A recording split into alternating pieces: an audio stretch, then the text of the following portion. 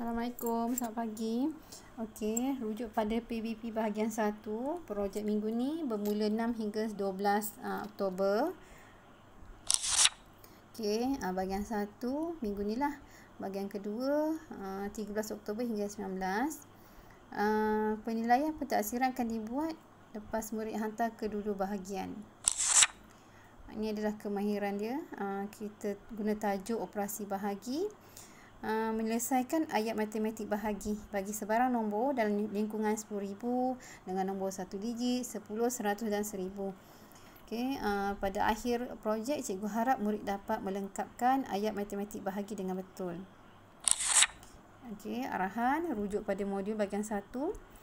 Okey, kemudian murid diminta melengkapkan 3 ayat matematik operasi bahagi menggunakan bahan maujud. Bahan maujud maksudnya bahan yang wujud, bahan yang boleh dipegang, dirasa ya. Okey, kemudian cari hasil bahagi dengan dua kaedah, iaitu kaedah pengagihan dan kaedah pengongsian. Kita akan tengok nanti. Okey, mohon ibu bapa ambil gambar murid menjalankan proses seperti menggunting, menampal, menulis dan melengkapkan ayat matematik bahagi. Kenapa kena ambil gambar? Sebab ini adalah projek, jadi murid mesti tunjukkanlah dia punya proses ataupun aktiviti yang dia buat sendiri. Okey, ni adalah dia punya soalan lah, 3 soalan. Cari hasil bahagi, setiap ayat matematik di bawah perlu guna 2 kaedah, iaitu kaedah pengagihan dan kaedah pengongsian. Okey, tengok pada soalan lah. Kemudian ini bahan-bahan yang saya bekalkan. Kalau tak nak guna bahan tu, boleh sediakan bahan sendiri. Contohnya tip kertas, kacang merah. Kenapa kacang merah? Sebab kacang merah saiz dia lebih besar daripada kacang hijau ya. Okey, batu kecil, straw dipotong Kalau potong mesti sama panjang lah, jangan ada panjang dan pendek. Okey, kemudian kertas warna, kayu warna, kapas berwarna, butang pelbagai jenis pelekat pun boleh. Okey, selain itu sediakan gam gunting. Gam pula, kalau gam boleh juga guna selotip. Tetapi kalau macam batu-batu yang digunakan kalau kacang merah ke apa, kalau guna selotip kita takut bila murid hantar bahan tu boleh tercabut tau. Jadi bolehlah digalakkan juga pakai gam gajah Tapi dengan pemantauan ibu bapa lah. Kalau tak nak pakai batu tak apa, tapi mesti pakai bahan yang wujud lah. Okey, kalau tak nak pakai bahan saya pun tak apa. Terpulang kepada kreativiti masing-masing. Okey, ni contoh. Tulis hari, tarikh, tajuk mesti bergaris semua mesti bergaris, termasuk garis tepi bahagian kiri kertas mesti bergaris. Okey, kaedah 1, ini adalah kaedah pengagihan. Tulis nama kaedah tu. Contoh, ni soalan saya lah. Kalau murid tulislah soalan 1. Okey, nombor 1 kaedah pengagihan, contoh 10 bahagi 2. Okey. Maksudnya bila 10 bahagi 2, 10 tu adalah jumlah objek yang disediakan. Ada 10. Macam saya pakai contoh kacang merah lah.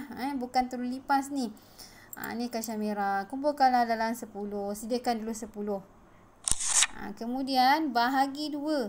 Maksudnya kita agihkan dua-dua. Agihkan dalam kumpulan dua-dua. Ataupun kumpulkan dalam kumpulan dua-dua. Ni cikgu susun. Dua-dua-dua. Tak payah tulis cuma susun je dulu. Kemudian sediakan tapak untuk kumpulan dua-dua kacang tadi. Maksudnya tapak ni kumpulan lah. Sediakan. Ikutlah nak saiz masing-masing lah. Okey, kalau macam cikgu punya soalan ni dah makan satu ruang. Jadi ikut kreativiti masing-masing. Kalau kertas tak cukup, terpaksa guna kertas sendiri ya. Harap cukuplah kertas cikgu sediakan. Cikgu gunakan tapak. Beginilah. Okey, kemudian baru cikgu tampal semua kacang tu tadi. Okey, cikgu tampal, cikgu guna selotip. Kalau cikgu tak apa sebab memang cikgu punya sendiri kan. Cuma kalau murid tu nanti nak hantar, kalau pakai selotip takut tercicir ya. Jadi kena pakai gam yang kuat lah. Okey, jadi semuanya lepas dah tampal ke atas tapak tu rupanya ada 5 kumpulan. Jadi 10 bagi 2 sama dengan 5. Sekarang kaedah kedua kaedah pengongsian. Masih lagi soalan yang sama sebab tadi cikgu bagi satu soalan guna 2 kaedah. Ni 10 bahagi 2. Okey, kemudian 10 bahagi 2, sediakan jumlah objek yang sama, 10 juga sediakan. Macam ni contoh cikgu pakai stiker lah. Ada 10 stiker. Lepas tu dah pakai stiker. Standby stiker tu. Okey, kaedah pengongsian 10 bahagi 2, sediakan 2 kumpulan. Ni kumpulan cikgu lah. Cikgu pakai kertas berwarna corak tu. Terpulang ikut kreativiti masing-masing. 2 kumpulan. Kemudian ni bila di pengongsian ni, maksudnya kita akan bahagikan satu demi satu objek kepada setiap kumpulan sama rata. Maksudnya daripada 10 stiker tadi tu kan, tampal satu demi satu pada kedua-dua kumpulan sampai semua stiker habis ditampal.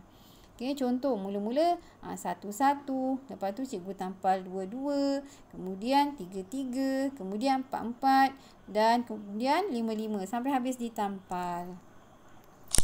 Jadi di sini 10 bahagi 2 sama dengan 5. Okey, jadi setiap kumpulan ada 5 ahli.